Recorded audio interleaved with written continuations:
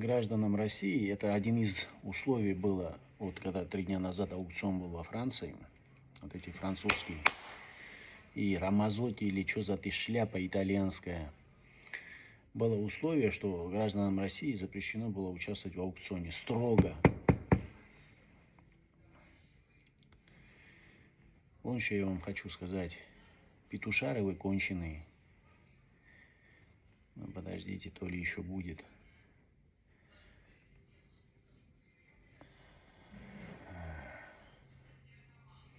Я лучше промолчу, чтобы ничего такого плохого не сказать.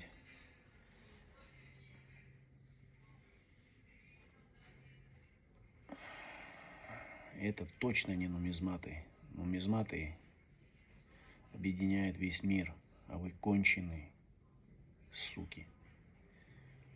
Всем добра, хорошего дня, берегите себя и своих близких.